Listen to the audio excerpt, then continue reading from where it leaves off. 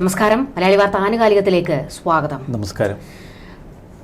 ബ്രഹ്മാസ്ത്രം പ്രയോഗിക്കാൻ സമയമായി. കെ മുരളീധരന്റെ ഒരു സ്റ്റേറ്റ്മെന്റ് ആയിരുന്നു രാഹുൽ മാങ്കൂട്ടത്തിൽ വിഷയവുമായി ബന്ധപ്പെട്ട്. പൂർണ്ണമായും KPCCയും പാർട്ടിയും ഇതുവരെ പിന്തുണച്ച സകല നേതാക്കളും ഇന്നിപ്പോൾ രാഹുലിനെതിരെ തിരിഞ്ഞിരിക്കുന്നു. പൂർണ്ണമായും ഒറ്റപ്പെട്ട ഒരു നിലയിലേക്ക് രാഹുൽ എത്തുകയാണ്. രാഹുലിന്റെ രാഷ്ട്രീയ ഭാവിക്ക് തന്നെ ഇപ്പോൾ ഒരു ചോദ്യചിഹ്നമായി നിൽക്കുകയാണ് ഇനി എന്ത് എന്നുള്ളത്.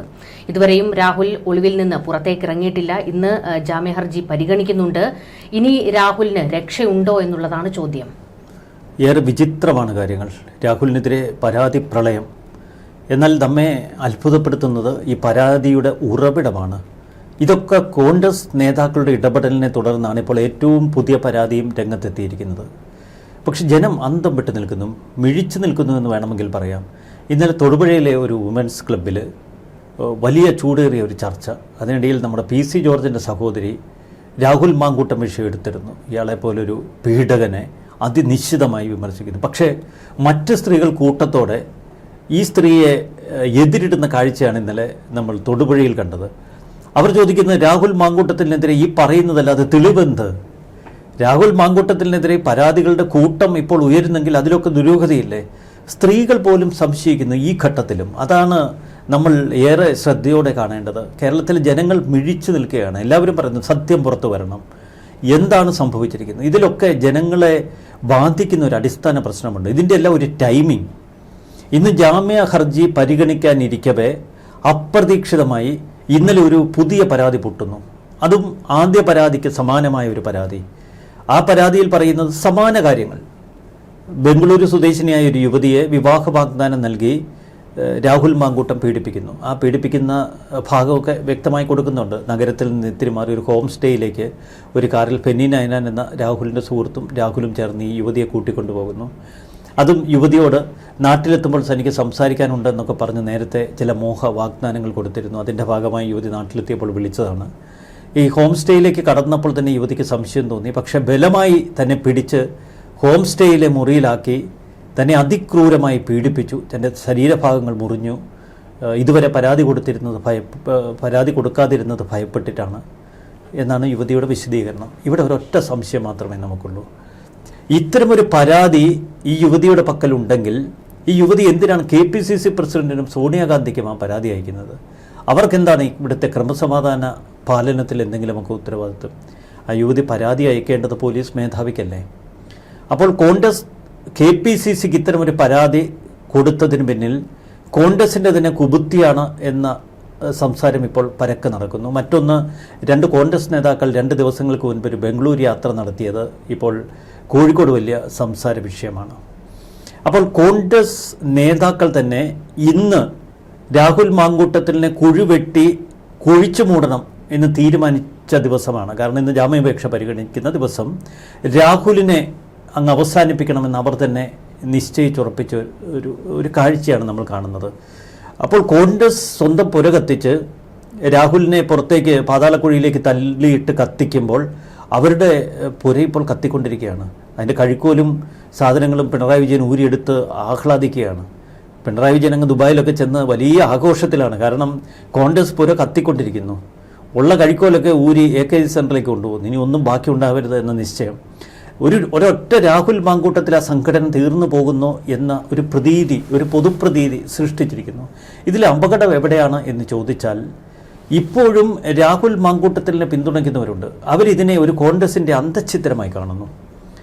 കോൺഗ്രസ് ഇപ്പോഴെടുത്തിരിക്കുന്ന ഈ നിലപാട് അവർക്ക് രാഹുൽ മാങ്കൂട്ടത്തിനെതിരെയുള്ള ആരോപണങ്ങൾ സത്യമാണെങ്കിൽ നാളുകൾക്ക് മുൻപേ കൈക്കൊള്ളാമായിരുന്നു. ഇതിലൊട്ടനവധി അന്തർനാടകങ്ങളുണ്ട്. നമുക്ക് രാഹുൽ മാങ്കൂട്ടത്തിനെ ന്യായീകരിക്കാൻ ഈ ഘട്ടത്തിൽ ഒരു തരത്തിലും കഴിയില്ല.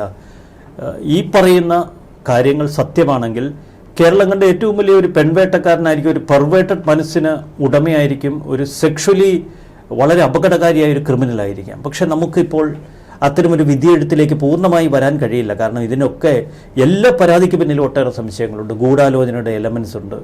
ഇയാളോടുള്ള വ്യക്തിപരമായ വൈരാഗ്യമുണ്ട്. ഒരു തന്നെ വീഴുമ്പോൾ അവനെ അടക്കം ചെയ്യണമെന്ന വാശിയുണ്ട്. അപ്പോൾ നമുക്ക് ആത്യന്തികമായി ഇയാൾ കേരളം കണ്ട ഏറ്റവും വലിയ ക്രിമിനൽ പെൺവേട്ടക്കാരനാണ് എന്ന് ചാപ്പകുത്തി കുഴിച്ചു മൂടാനുള്ള സമയമായിട്ടില്ല എന്നാണ് ഞാനിപ്പോഴും വിശ്വസിക്കുന്നത്. മറിച്ച് ഈ പറയുന്ന ആരോപണങ്ങളിൽ സത്യമുണ്ടെങ്കിൽ രാഹുലിന് ഇനി ഒരു രാഷ്ട്രീയ സ്പേസിൽ ഇടം കൊടുക്കരുത്. നമുക്കിനി ഈ കഥയിലേക്ക് വരാം. എപ്പോഴും കഥയും സത്യവും തമ്മിൽ ഒരുപാട് അന്തരങ്ങളുണ്ടാവാം. കഥ എന്താണ്? നാളുകൾക്ക് മുൻപ് ഇതേ രാഹുൽ മാങ്കൂട്ടത്തിൽ കോൺഗ്രസിൻ്റെ ഒരു മുൻ MP-യുടെ മകളെ പ്രണയിക്കുന്നു. യഥാർത്ഥ പ്രണയമായിരുന്നു. ഇനി MP-യുടെ മകൾക്ക് രാഹുലിനോട് തോന്നിയ ഒരു പ്രണയമായിരുന്നു. അത് രാഹുൽ ആ കുട്ടിയെ ചതിച്ചതാണോ? ഇതിൻ്റെ അന്തർനാടകങ്ങളൊന്നും നമുക്കറിയില്ല. ഈ മുൻ MP-യുടെ മകൾ രാഹുലാൽ ചതിക്കപ്പെട്ടു എന്ന് കോൺഗ്രസ് നേതാക്കൾക്കിടയിൽ വലിയ പ്രചരണം. എന്നോട് ഒട്ടനവധി കോൺഗ്രസ് നേതാക്കൾ ആ കഥ പറഞ്ഞിട്ടുണ്ട്. തുടക്കത്തിൽ രാഹുലിനെതിരെയുള്ള ആദ്യ ആരോപണം വന്നപ്പോൾ. തുടർന്ന് ഈ മുൻ MP ആലപ്പുഴയിലെ ഒരു വലിയ പ്രമുഖ കോൺഗ്രസ് നേതാവിനെ കണ്ട് ഈ കാര്യങ്ങൾ ചർച്ച ചെയ്തു. മുന്നോട്ട് പോകാനുള്ള ഒരു തീരുമാനമെടുത്തു. ആ മുൻ MP-മാർക്കിടയിലൊക്കെ വലിയ സ്വാധീനവലയമുണ്ട്. ആ കൂട്ടത്തിൽ രാജ്മോഹൻ ഉണ്ണിത്താൻ അടക്കമുള്ളവരുമായി അദ്ദേഹം സംസാരിച്ചുവെന്നാണ് കേട്ടത്. എന്തായാലും MP-യുടെ മകളെ ചതിച്ച് അവനെ വെറുതെ വിടണ്ട എന്ന് ചില മൂത്ത കോൺഗ്രസ്സുകാരങ്ങ് തീരുമാനിച്ചു. അപ്പോഴും കോൺഗ്രസ് നേതാക്കൾക്ക് വലിയ കലിപ്പ് പല കാരണങ്ങൾ കൊണ്ട് ഈ രാഹുലുമായി ഉണ്ട്.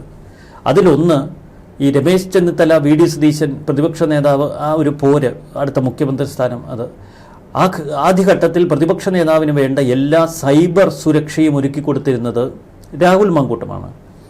രാഹുൽ മാങ്കൂട്ടത്തിൻ്റെ നേതൃത്വത്തിലുള്ള സൈബർ സെല്ലും സൈബർ ടീമും സൈബർ പോരാളികളും നമ്മുടെ രമേശ് ചെന്നിത്തലയെ എറിഞ്ഞുടച്ചിരുന്നു. സമൂഹ മാധ്യമത്തിൽ തല പൊക്കാൻ സമ്മതിക്കത്തില്ല, അപ്പോഴേ എറിഞ്ഞു വീഴ്ത്തും. അപ്പോൾ ആ കലിപ്പ് ചെന്നിത്തല ക്യാമ്പിൽ ശക്തമായിരുന്നു.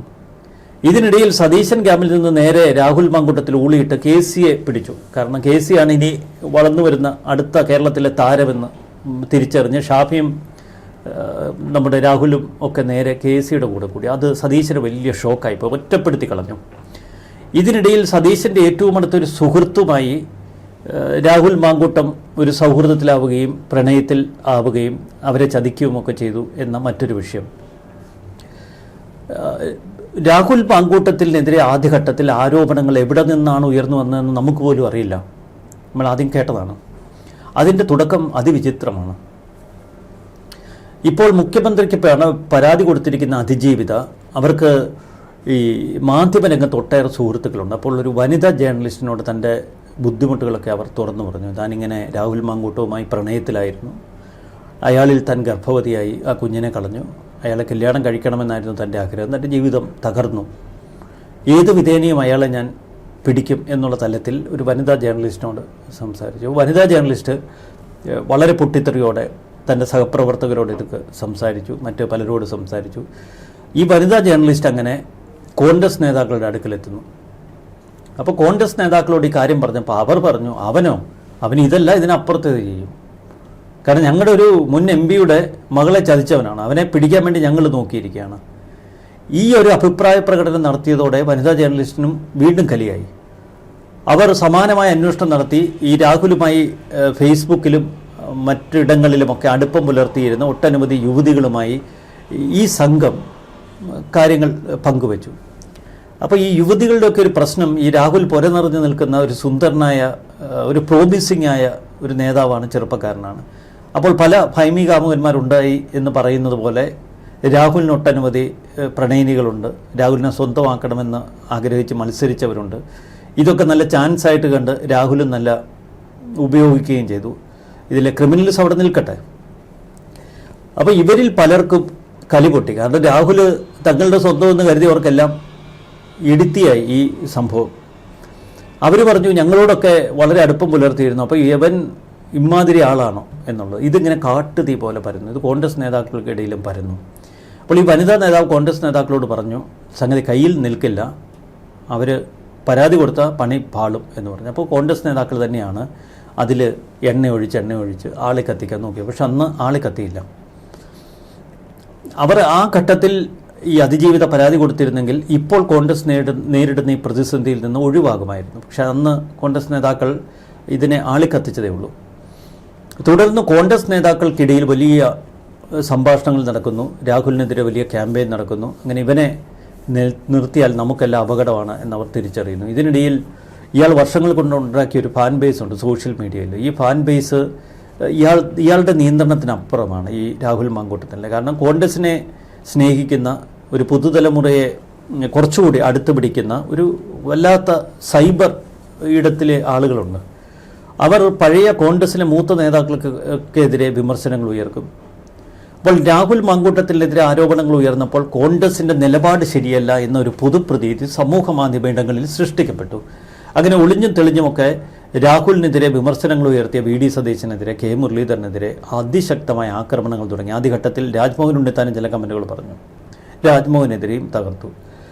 രണ്ടാം ഘട്ടത്തിൽ രാജ്മോഹൻ കൂടുതൽ കലിപ്പിച്ചു.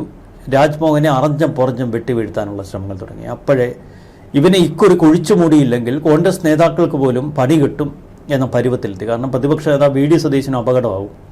ഈ രാഹുൽ ഇതിൽ നിന്ന് രക്ഷപ്പെട്ടു വന്നാൽ അഗ്നിശുദ്ധി വരുത്തി പുറത്തേക്ക് വരുന്ന യുവതാരമാകുമല്ലോ, എല്ലാത്തിനെയും തരിപ്പണമാകും. ആ നിലയിൽ രാഹുലിനെ ഏത് വിധേനയും കുഴിമുട്ടി മൂടണം എന്ന് കോൺഗ്രസ്സുകാർ ഉറപ്പിക്കുന്നു. കിട്ടിയ അവസരം മുതലാക്കാൻ അതിജീവിതയെ മുഖ്യമന്ത്രിയുടെ ഓഫീസിലെത്തിക്കുന്ന ഇടതുപക്ഷ മീഡിയ സുഹൃത്തുക്കൾ, ആ മീഡിയ സുഹൃത്തുക്കളാണ് ഈ അതിജീവിതയെ മുഖ്യമന്ത്രിയുടെ അടുക്കലെത്തിച്ചത്. പക്ഷെ ഓർക്കണം, അവർ കൃത്യമായി ഇടതുപക്ഷക്കാരാണ്. CPM-ൻ്റെ കറക്റ്റ് സഹവർത്തിത്വം പുലർത്തുന്ന ഒരു ഗ്രൂപ്പാണ് അവരെ എത്തിച്ചത്. അതിലൊന്നും നമുക്ക് തെറ്റു പറയാനില്ല. കാരണം ഒരു ഇരയാക്കപ്പെട്ട യുവതി ഉണ്ടെങ്കിൽ അവർക്ക് നീതി മേടിച്ചു കൊടുക്കണം. പക്ഷെ മുഖ്യമന്ത്രി ആദ്യഘട്ടത്തിൽ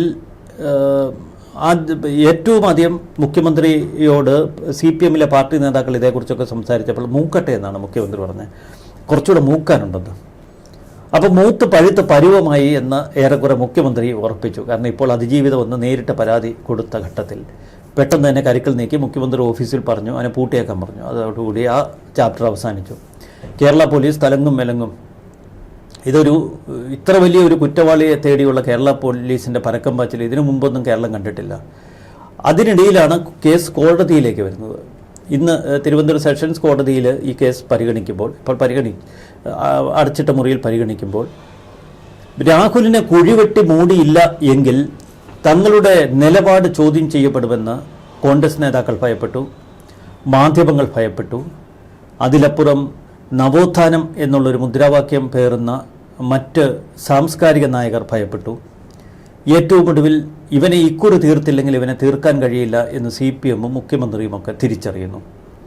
ഞാനിതൊക്കെ വിശദീകരിക്കുമ്പോഴും രാഹുൽ മാങ്കൂട്ടത്തിനെ ന്യായീകരിക്കാൻ വേണ്ടിയല്ല, ഇതാണ് അതിൻ്റെ അണിയറ കഥകൾ.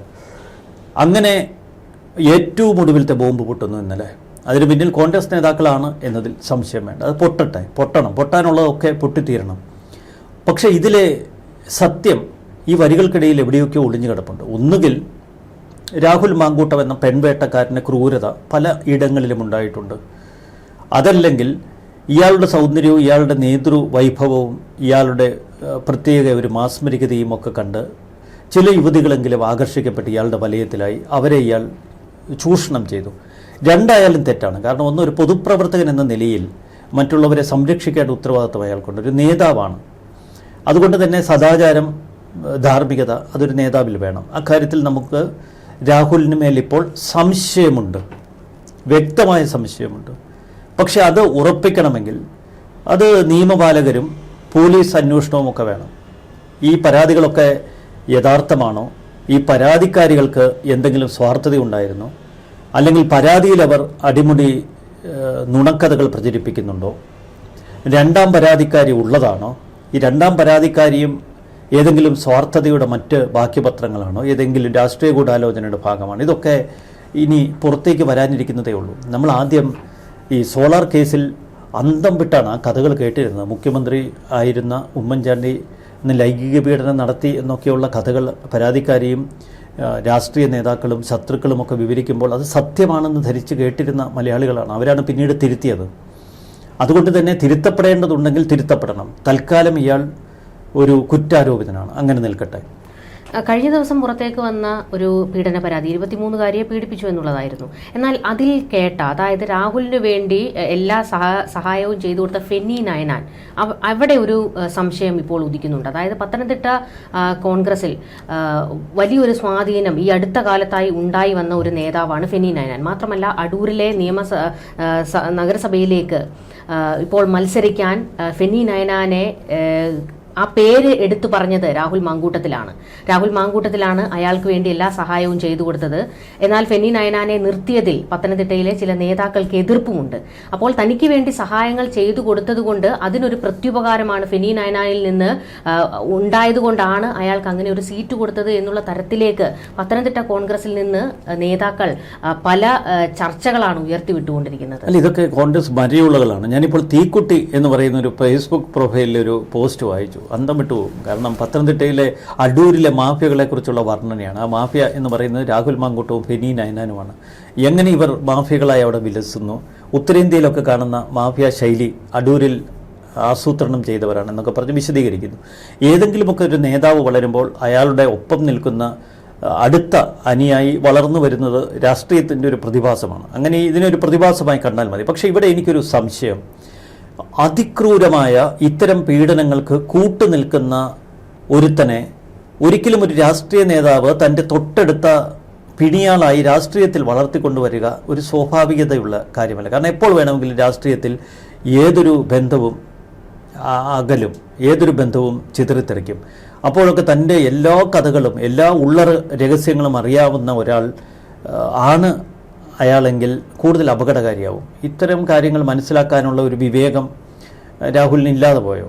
അതോ ഇവരൊക്കെ നമ്മൾ കരുതുന്നതിലും അപ്പുറം അതിക്രൂരമായ ഒരു മാഫിയ സംവിധാനത്തിൻ്റെ ഭാഗമാണോ? ഇതൊന്നും ഒരു സാധാരണ ബോധത്തിൽ വരുന്ന കാര്യമല്ല. അതുകൊണ്ട് ഫെനി നയനാൻ എന്നുള്ള കഥാപാത്രം ഇപ്പോൾ അപ്രസക്തനാണ്.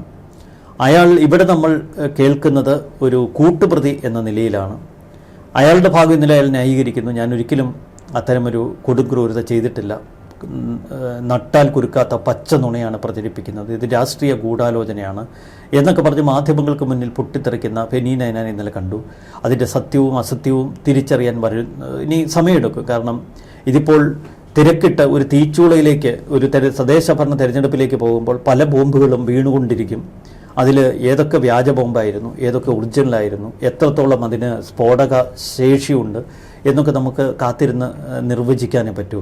പക്ഷെ ഇവിടെ ഈ കാണുന്നത് അത്രയും സത്യമായിരിക്കില്ല.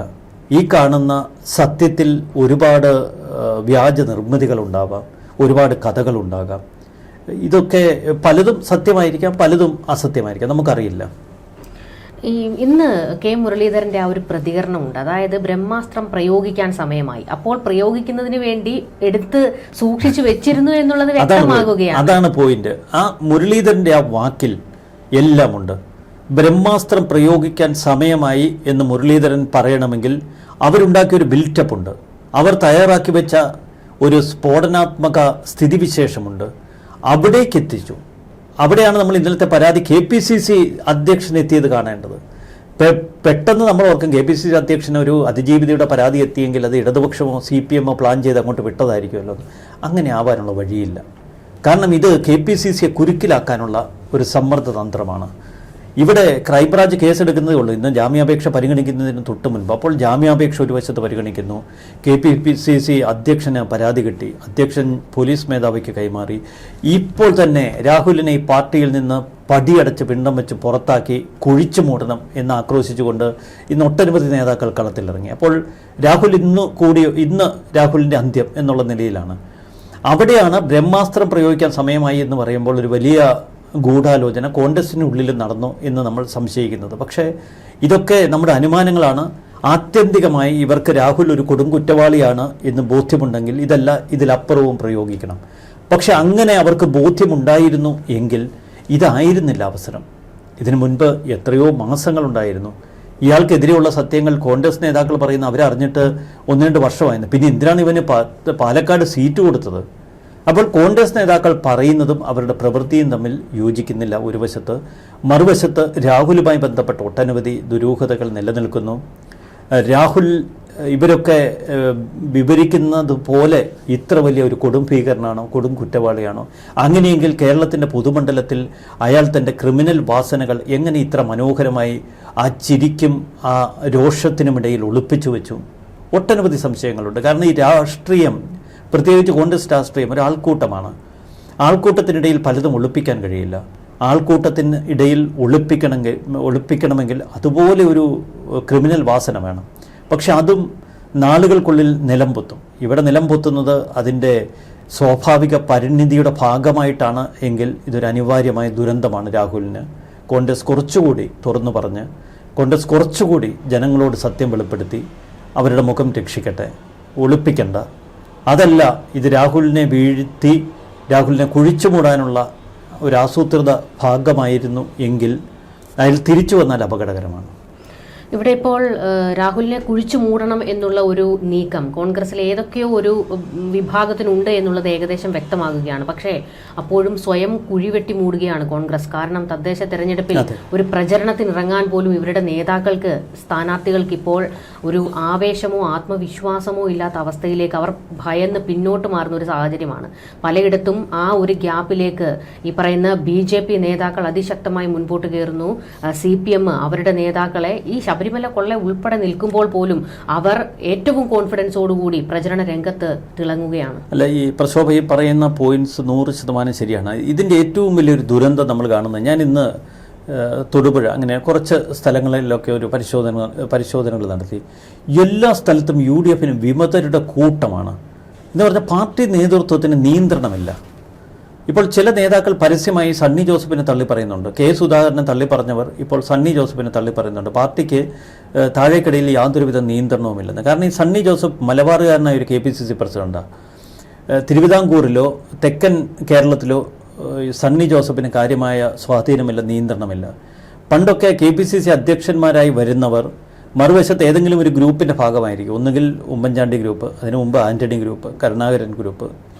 അന്ന് ഈ ഗ്രൂപ്പ് നേതാക്കൾക്ക്, പ്രത്യേകിച്ച് കരുണാകരന്, ഉമ്മൻചാണ്ടിക്കൊക്കെ താഴേക്കിടയിലുള്ള പ്രാദേശിക നേതാക്കളുമായി വലിയ ആത്മബന്ധമുണ്ട്. എവിടെയെങ്കിലുമൊക്കെ വിമതൻ തലപൊക്കിയാൽ അയാളെ പെട്ടെന്ന് തന്നെ അനുനയിപ്പിക്കാനും അനുനയിപ്പിക്കാനുള്ള ദൂതന്മാരെ അയക്കാനും ഒക്കെ ഇവർക്ക് കഴിയുമായിരുന്നു. ഇപ്പോൾ അത്തരം നിയന്ത്രണങ്ങളൊന്നുമില്ല. ഈ നിയന്ത്രണമില്ലായ്മ ഇപ്പോഴത്തെ ഒരു പാർട്ടിയുടെ അവസ്ഥയാണ്, ദുരന്തമാണ്. ആ ദുരന്തം ഒരു തലത്തിൽ കഴിഞ്ഞ 6 മാസമായി ഈ രാഹുൽ വിഷയം കൂടി സൃഷ്ടിച്ചെടുത്തതാണ്. രാഹുലിന് വേണ്ടി ഒരു കൂട്ടർ വാദിക്കുന്നു, മറ്റൊരു കൂട്ടർ രാഹുലിനെതിരെ ശബ്ദിക്കുന്നു. രാഹുലിന് വേണ്ടി സോഷ്യൽ മീഡിയയിൽ ഒരു കൂട്ടർ ശബ്ദിക്കുന്നു, അവരെ അടിച്ചൊതുക്കാൻ മറ്റൊരു കൂട്ടർ തലപൊക്കി വരുന്നു. രാഹുൽ ബ്രിഗേഡ് എന്ന് പറഞ്ഞ് സോഷ്യൽ മീഡിയയിൽ കോൺഗ്രസിന് വേണ്ടി നിലവിളിക്കുന്നവരെ അധിക്ഷേപിക്കുന്നു. ഇനിയും വെല്ലുവിളികൾ തുടർന്നാൽ അവൻ്റെ ശവമടക്ക് നടത്തുമെന്ന രീതിയിൽ മുന്നറിയിപ്പുകൾ നൽകുന്നു. ഇങ്ങനെ പരസ്പരം പോർവിളിച്ചും വെല്ലുവിളിച്ചും കോൺഗ്രസ് തങ്ങളുടെ സംഘടനയെ ദുർബലമാക്കി. തദ്ദേശ ഭരണ തെരഞ്ഞെടുപ്പിന് തൊട്ടു മുൻപ് ഒരു വശത്ത്, മറുവശത്ത് അതിഭീകരമായ സ്വർണ്ണക്കൊള്ള വിഷയം, അഴിമതി ആരോപണങ്ങൾ, ED നോട്ടീസ്, എന്തെല്ലാം പ്രശ്നങ്ങൾ. പക്ഷേ അതിലേക്ക് ജനങ്ങളുടെ ശ്രദ്ധ എത്തിക്കാൻ പലപ്പോഴും പരാജയപ്പെടുന്നു. അതിന് പിണറായി വിജയൻ്റെയും LDFൻ്റെയും ഒക്കെ തന്ത്രമെന്ന് പറഞ്ഞപ്പോൾ നമ്മൾ കൈകഴുകിയിട്ട് കാര്യമില്ല. ഇതെങ്ങനെ രാഹുൽ മാങ്കൂട്ടത്തിനെതിരെ LDF സൃഷ്ടിച്ചെടുത്തതല്ല, കോൺഗ്രസ് മുന്നോട്ട് വെച്ച ഒരു ആയുധമാണ് LDF എടുത്ത് പ്രയോഗിച്ചത്. കോൺഗ്രസ് ഇത്തരമൊരു ആയുധം ഇട്ടുകൊടുക്കുന്നതിന് പകരം അവർക്ക് ബോധ്യമായിരുന്നു പ്രശ്നമെങ്കിൽ ആ ബോധ്യത്തിൻ്റെ അടിസ്ഥാനത്തിൽ നേരത്തെ കട്ടയ്ക്ക് നിലപാടെടുക്കാമായിരുന്നു. അതല്ലാതെ ഒരു അഴകുഴമ്പൻ നിലപാടെടുത്ത് രാഹുലിനെ അനുകൂലിച്ചും പ്രതികൂലിച്ചും സസ്പെൻഡ് ചെയ്യപ്പെട്ട് മാറ്റി നിർത്തിയും പിന്നീട് തെരഞ്ഞെടുപ്പിലേക്ക് ഒളിപ്പിച്ചു കൊണ്ടുവന്നുമൊക്കെ ഇത്ര വലിയൊരു പ്രതിസന്ധി സൃഷ്ടിക്കേണ്ടായിരുന്നു. എന്തായാലും രാഹുൽ വിഷയത്തിൽ ഇന്ന് രാഹുൽ മാങ്കൂട്ടത്തിൽ നേരെ നിർണായകമായ ഒരു ദിവസമാണ്. കാരണം മുൻകൂർ ജാമ്യം ഇവിടെ കോടതിയിൽ നിൽക്കുന്നുണ്ട്. പക്ഷെ അതിനൊക്കെ അപ്പുറത്തേക്ക് പാർട്ടി തന്നെ പൂർണ്ണമായും കൈവിടുന്നു എന്നൊരു നിലയിലേക്ക് രാഹുലിന് കാര്യങ്ങൾ എത്തിയിരിക്കുകയാണ്. ഇനിയും പിടിച്ചു നിൽക്കാൻ രാഹുലിന് പ്രതിസന്ധികൾ ഒരുപാടാണ്. പക്ഷേ അപ്പോഴും പറയുന്നു, രാഹുൽ തെറ്റുകാരൻ തന്നെയാണെങ്കിൽ അയാൾക്കെതിരെ അതിശക്തമായ നടപടി ഇവിടുത്തെ നിയമ വ്യവസ്ഥയിൽ നിന്ന് ഉണ്ടാകണം. കാരണം കോടതികളിൽ നിന്ന് ഉണ്ടാകുന്ന വിധികളാണ് ഇവിടെ ബഹുഭൂരിപക്ഷം ജനങ്ങളും വിശ്വസിക്കുന്നത്. ഒരു ജനപ്രതിനിധി ആയിരുന്നുകൊണ്ട് അയാൾ ചെയ്യാൻ പാടില്ലാത്ത പല കാര്യങ്ങളുമാണ് നമ്മളിപ്പോൾ കേൾക്കുന്നത്. അപ്പോൾ അതിലതിശക്തമായ തീരുമാനങ്ങൾ ഉണ്ടാകണം. പക്ഷേ കോൺഗ്രസ് അവരുടെ കുഴി തോണ്ടിയിട്ടുണ്ട് എന്നുകൂടി ഓർമ്മിപ്പിക്കുകയാണ്. കൂടുതൽ ചർച്ചകളുമായി കാണാം. നമസ്കാരം. നന്ദി. നമസ്കാരം.